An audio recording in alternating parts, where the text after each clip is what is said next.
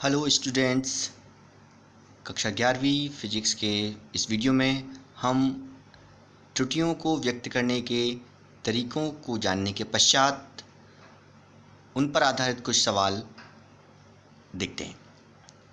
यहाँ हम एक सवाल आपको स्क्रीन पर दिख रहा होगा। एक चालक तार के सिरों के मध्य विभवांतर को जो मापा गया है उसमें 5% की और धारा को मापने में 2% की त्रुटि हो जाती है। हमसे ये पूछा गया है कि प्रतिरोध की माप कितने प्रतिशत की त्रुटि होगी। तो यहाँ पर हमें जो संबंध है प्रतिरोध विभवांतर और धारा में, वो R बराबर होता है V/I।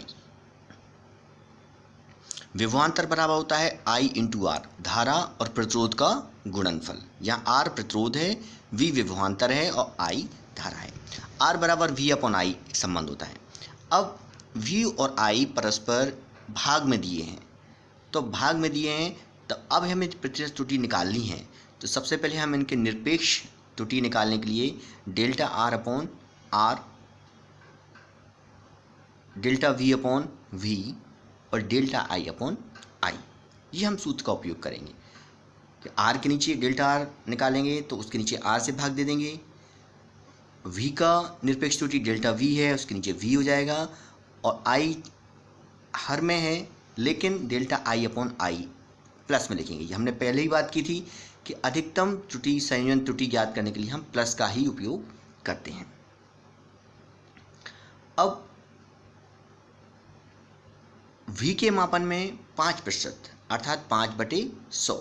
100 का अर्थ है 100 यहाँ कुल विभवांतर है और 5% त्रुटि हुई है, तो 5/100 हो गया। I 2% है तो 2/100 हो गया। दोनों का LCM 100 आया, जोड़ेंगे तो 7/100 और 7/100 को लिख सकते हैं हम 7%। तो इस प्रकार हम देखते हैं कि प्रतिरोध के मापन में 7% त्रुटि प्राप्त होगी। इसी से मिलता जुलता एक सवाल और हम देख सकते हैं, थोड़ा सा अलग लिखा होगा, आपका है वही क्वेश्चन लेकिन थोड़ा अलग लिखा है, इसलिए हम उसको ले रहे हैं फिर से कि प्रतिरोधक R बराबर V/I, जहाँ V = 100 ± 5V, 100 ± 5V दिया हुआ है, मतलब निरपेक्ष त्रुटि ±5 और I जो दिया है 10 ± 0.2, यानी धारा में निरपेक्ष त्रुटि है वो 0.2 है यहाँ पर, और मुख्य धारा कितनी है 10। तो R में प्रतिशत त्रुटि की गणना करना है तो सूत्र हमारा वही है R = V/I। जब हम delta R/R = delta V/V plus delta I/I लेते हैं, ये हमें भाग में त्रुटि ज्ञात करने का फॉर्मूला होता है। अब डेल्टा V का मान 5 है और कुल कितना है 100, तो हम इसको लिखेंगे डेल्टा V/V = जाएगा 5/100। I = है 10 ± 0.2, यानी डेल्टा I है 0.2 और I कितना है यहाँ पे 10, क्योंकि 10 में जो प्लस माइनस त्रुटि है वो 0.2 है, तो वो निरपेक्ष त्रुटि हो जाएगी 0.2। तो 0.2/10, 0.2 हटाएंगे तो नीचे 100 हो जाएगा। जब ये मान हम इसमें रख के LCM करेंगे, क्योंकि 0.2 है तो 0.2 में से पॉइंट हटाएंगे तो नीचे एक 0 बढ़ जाएगा, तो 5/100 + 2/100 = 7/100। तो प्रतिशत त्रुटि निकालने के लिए हम 100% से मल्टीप्लाई कर देते हैं, तो प्रतिशत त्रुटि बराबर होगा डेल्टा R/R × 100% और इट्स इक्वल टू 7%। दोनों सवाल वही हैं, थोड़ा उन्हें करने का तरीका, थोड़ा संख्यात्मक मान भिन्न हो गए। एक सवाल और हम देखते हैं कि वस्तु के द्रव्यमान और वेग के मापन में जो प्रतिशत त्रुटियां हैं वो 1%, 2% हैं। उस वस्तु की गतिज ऊर्जा निकालनी है और उसमें प्रतिशत त्रुटि कितनी होगी। अब सबसे पहले हम फॉर्मूला देख लें। आप इस स्क्रीन पर देख रहे होंगे K = 1/2 mv²। ये गतिज ऊर्जा का फॉर्मूला होता है। K गतिज ऊर्जा है, 1/2 एक नियतांक है, m द्रव्यमान है और v वेग है। तो जब हम डेल्टा K/K निकालेंगे तो डेल्टा K/K = क्या होगा, हमारे पास ये 100 मल्टीप्लाई कर रखा है, आप बाद में भी कर सकते हैं परसेंटेज निकालने के लिए, ऐसा ज़रूरी नहीं है। तो आप डेल्टा के अपॉन के इक्वल टू क्या मिलेगा हमें, 1/2 से कोई मतलब नहीं है। एम के स्थान पे लिखेंगे डेल्टा एम अपॉन एम और वी स्क्वायर, यहाँ पे वी पे स्क्वायर लगा है, 2 घात में है तो 2 घात का हमने जो सूत्र पढ़ा था 2 आगे आ जाएगा, तो 2 into delta V upon V. Percentage निकालने के लिए हमने पहले से इसमें 100 से मल्टीप्लाई कर रखा है, आप बाद में भी कर सकते हैं। तो डेल्टा एम अपॉन एम, चूँकि द्रव्यमान और वेग के मापन में त्रुटियां क्रमशः 1%, 2% है, अर्थात द्रव्यमान में 1% है और वेग में 2% है, तो 1% मतलब 1/100 और 2% मतलब 2/100। तो डेल्टा एम बटे एम, इसका मान हो जाएगा 1/100 और इंटू 100 होगा 1 हो जाएगा। 2 into delta V upon V, तो 2/100 इंटू 100 से 100 कैंसिल होगा, क्योंकि डेल्टा वी अपॉन वी का मान कितना है 2%।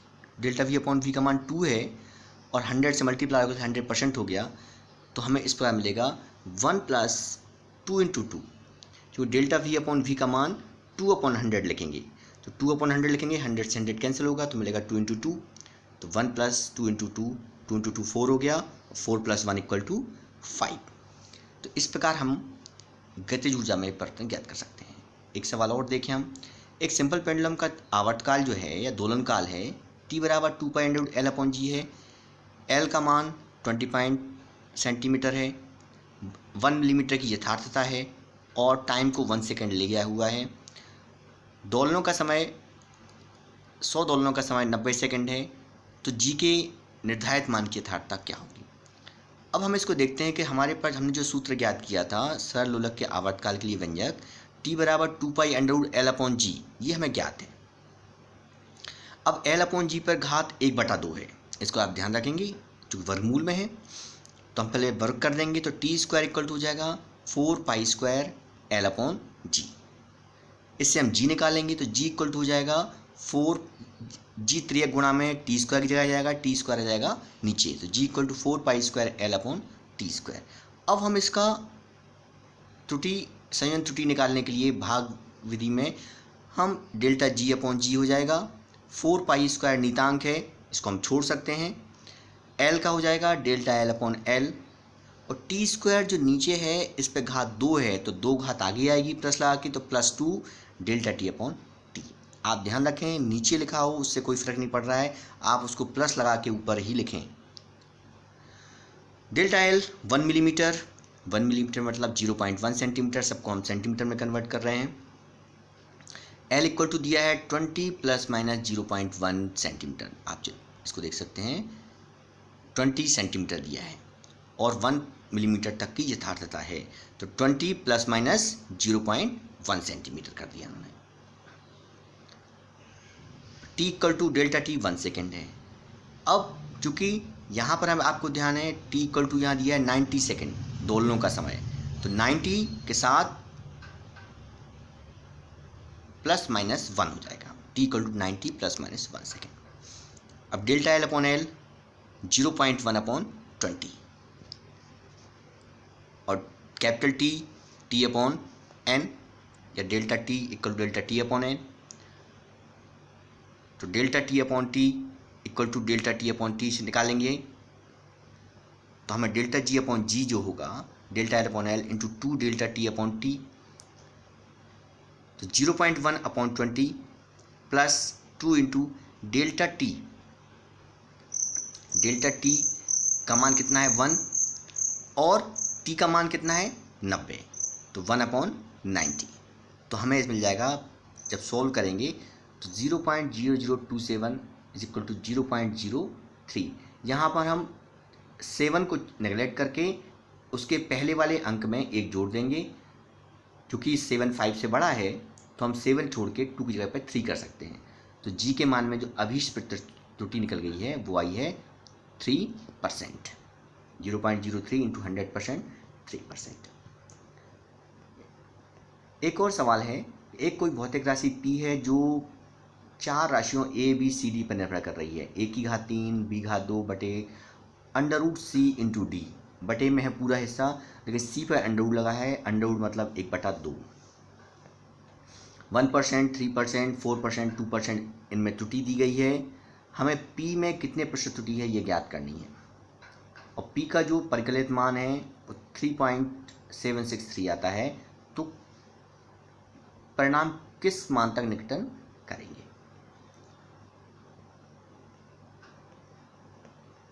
यहाँ हम P बराबर देख रहे हैं a3 b2/√CT।